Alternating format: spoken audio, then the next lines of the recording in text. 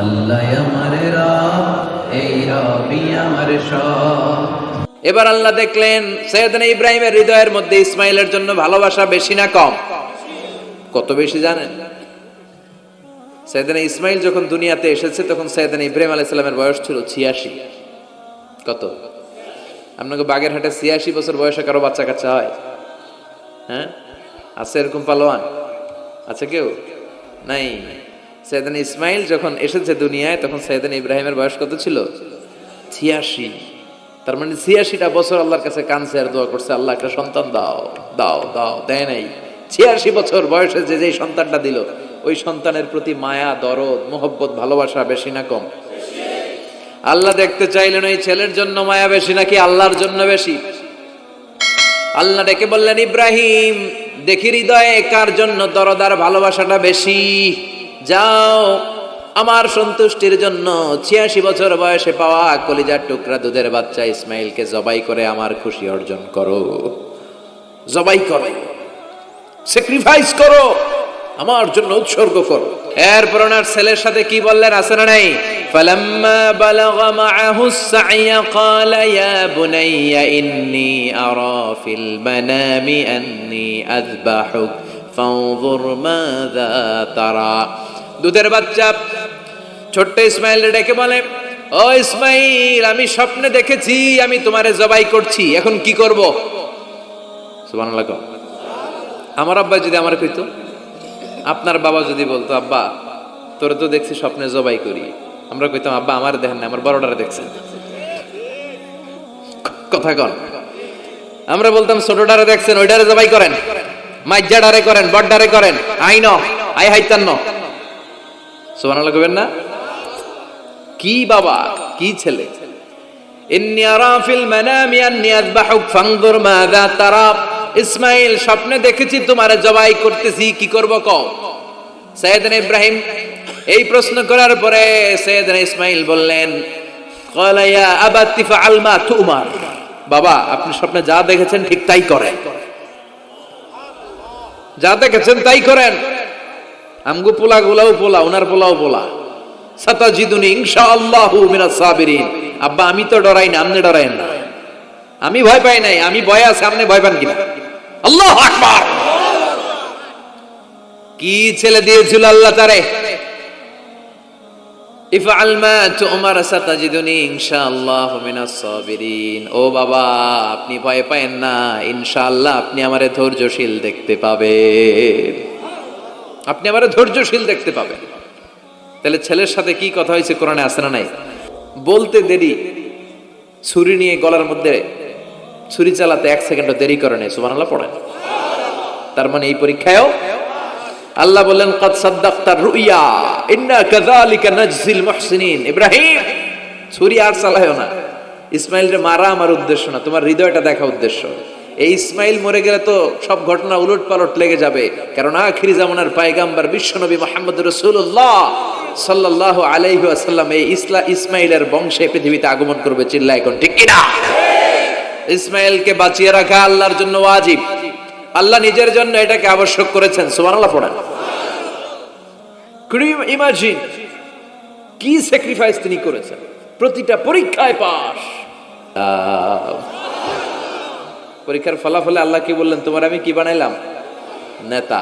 নেতা হওয়া এত সোজা না। লিডারশিপ কোয়ালিটিটা অনেক গুরুত্বপূর্ণ কোয়ালিটি, এটা চাইলেই পাওয়া যায় না। এটা নিজেকে তিলে তিলে পরীক্ষায় উত্তীর্ণ করে, কষ্টি পাথর দিয়ে যাচাই বাছাই হওয়ার পরে নিজেকে প্রমাণ করে করে নেতা হতে হয়। চিৎকার করে বলেন ঠিক কিনা? আল্লাহ বললেন, আমি আমার খলিলরে খালি পরীক্ষার উপর পরীক্ষা নিলাম। যারে আল্লাহ ভালোবাসে বেশি তার জীবনে পরীক্ষাও।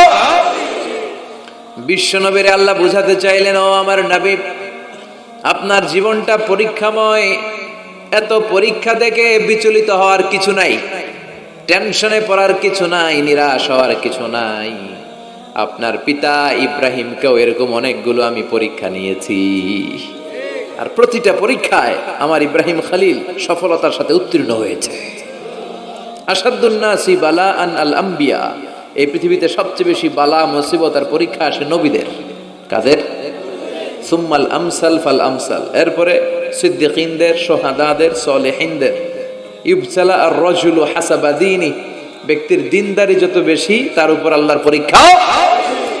এজন্য মুমিন পরীক্ষাতে ভয় পায় না, মুমিন কখনো বিচলিত হয় না, মুমিন ভরসা রাখে একজনের উপর। চিল্লায় বলেন তিনি কে? আল্লাহ বললেন, পরীক্ষার পর পাহাড় সম পরীক্ষা দিয়ে আমি আমার খলিল ইব্রাহিমকে যাচাই করেছি। একটা পরীক্ষায় ইব্রাহিম ফেল করে নাই, প্রতিটা পরীক্ষায় পাস। এগুলো বলে বলে বিষ্ণুনবীর আল্লাহ সান্ত্বনা দিচ্ছেন, নবী ওরা আপনারে গালি দেয় জাদুকর বলে, ওরা আপনারে গালি দেয় গণক বলে, ওরা আপনারে কবি বলে গালি দেয়, ওরা আপনারে পাগল বলে গালি দেয়, একটার পর একটা পরীক্ষায় আপনি জর্জরিত হচ্ছেন। নবী, আপনার পিতা ইব্রাহিম তো এর চেয়েও বেশি পরীক্ষায় পড়েছে। দুনিয়াতে আমরাও যারা পরীক্ষার শিখা, আমরাও সাইয়েদনা ইব্রাহিমের জীবনী থেকে শিক্ষা নেওয়ার দরকার আছে না নাই? গালি আসবে, মন্দ কথা আসবে, বিপদ আসবে, জেল জরিমানা আসবে, ঝুঁকি আসবে। এই ঝুঁকি আর রিস্কের মধ্য দিয়ে কালিমার দাওয়াতের প্রচারের কাজ করতে হবে। চিল্লা এখন ঠিক কিনা? এটাই মুমিনের বৈশিষ্ট্য। ঝুঁকি, বিপদ, পরীক্ষা, বালা, মুসিবত, এগুলো মুমিনের লক ছাড়ে না, পিস ছাড়ে না। কারণ মুমিনরে পছন্দ করে কে? মুমিন খুব ভালো করেই জানে বিপদের পরেই বিজয় দান করবে কে। রাত্রি যত গভীর হয়, সুবহে সাদেকের সময় কাছে আসতে থাকে, গর্ভবতী নারীর পেটের ব্যথা যত বাড়তে থাকে, নতুন মেহমান দুনিয়ায় আসার সময় ঘনাতে থাকে, তেমনি ইসলামের পক্ষে যারা কথা বলে তাদের উপর বিপদ, ঝুঁকি, অত্যাচার, অনাচার যত বাড়তে থাকে, কালেমার বিজয়ের সময়টাও কাছে আসতে থাকে, কাছে আসতে থাকে। এই নাজরানা আমাদেরকে দিতে হবে। পরীক্ষায় আমাদেরকে সাইয়েদনা ইব্রাহিমের মতো উত্তীর্ণ হতে হবে। জালিমরা বেশি দিন থাকতে পারে না, এটা ইতিহাস সাক্ষী। কথা বলেন?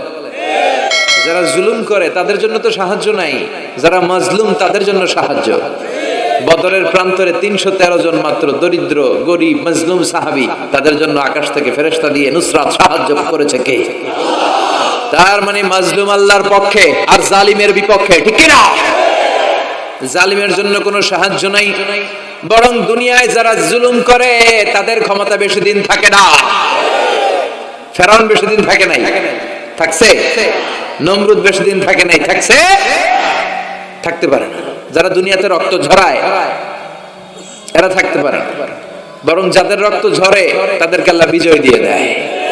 আর যারা রক্ত ঝরায় এদের শেষ রক্ষাও হয় না, এরা জান নিয়ে পালাবার সুযোগ পায় না। কথা বলেন?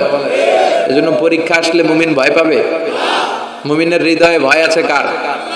চিল্লায় বলেন।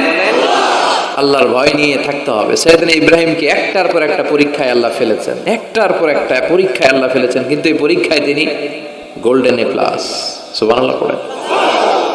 রব্বুল আলামিন বলেন, ওয়া ইয বিতালা ইব্রাহিম রাব্বুহু বিকালিমাতিন ফাতাম্মাহুন্না ক্বালা ইন্নী জাইলুকা লিন-নাসি ইমামা। ও খলিল, একটার পর একটা পরীক্ষা আমি তোমার জীবনে নিয়েছি। বিশ্বনবীরে বললেন, আমার ইব্রাহিমের উপর একটার পর একটা পরীক্ষা আমি নিয়েছি, ইব্রাহিম প্রতিটা পরীক্ষায় পাস। আর খুশি হয়ে আমি বললাম, ইব্রাহিম আমি তোমার নেতা বানায় দিলাম। আল্লাহ put Sayyidina Ibrahim in some tests and trials, and Sayyidina Ibrahim successfully overcome all the tests. Allah said, Ibrahim, I'm gonna make you the leader. Ibrahim আমি তোর লিডার বানায় দেব, এই ফলাফল স্বরূপ তোমার আমি গোটা বিশ্বের নেতা বানায় দিব। I'm gonna make you the leader. এজন্য সাইয়েদনা ইব্রাহিমকে নেতা বানায় দিলেন কে? একটার পর একটা পরীক্ষা তিনি দিয়েছেন। একটাও সাধারণ পরীক্ষা ছিল না, সব ভয়ঙ্কর পরীক্ষা। পরীক্ষাগুলো ছিল অগ্নি পরীক্ষা। পরীক্ষা নাম্বার 1 ইলকাউহু ফিন্নার, আগুনের পরীক্ষা। নমরুদ বলে, ইব্রাহিম ঈমান ত্যাগ করো, না হলে আগুনে ফেলবো। কোথায় ফেলবো? সাইয়েদনা ইব্রাহিম বলে, আমার জীবন যাবে কিন্তু ঈমান যাবে।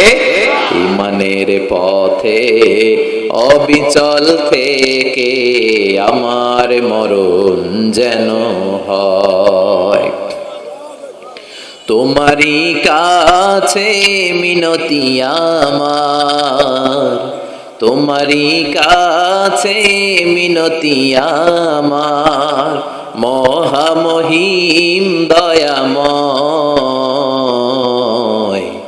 ইমানের পথে অবিচল থেকে আমার মরণ যেন হয়। পড়ে না আমিন। নমরুদ বলে ইব্রাহিম ইমান ছাড়ো, তা না হলে আগুনে ফেলবো। ইব্রাহিম বলে জীবন যাবে কিন্তু ইমান যাবে। তার মানে পরীক্ষায় পাস, আগুনে ফেলে দেয়া হলো, ইমান হারা করতে পারে নাই নমরুদ। তার মানে আগুনের পরীক্ষা নাকি ফেল না পাস। পরীক্ষা নাম্বার 1। পরীক্ষা নাম্বার 2 আল্লাহ বললেন ইব্রাহিম কলিজার টুকরা সন্তান ইসমাইলকে আর প্রিয়তমা স্ত্রী হাজারকে মক্কার ধুধু প্রান্তরে রেখে আসো, যেখানে কোনো মানুষ নাই, কোনো পাখি নাই, কোনো প্রাণী নাই, কোনো খাওয়ার পানিও নাই, কেউ নাই, জনমানব শূন্য এলাকার মধ্যে ফ্যামিলির সবাইকে রেখে আসো, ইসমাইলরেও রেখে আসো, হাজারকেও রেখে আসো। কোনো টু শব্দ করলেন না। সাইয়েদনা ইব্রাহিম কিছু জিজ্ঞেসও করলেন না, বলার সাথে সাথে ওনার স্ত্রী আর কলিজার টুকরা বাচ্চাটারে মক্কার ধুধু প্রান্তরে রেখে দিয়ে আসলেন। এই পরীক্ষায়ও কথা বলেন, এই পরীক্ষায়ও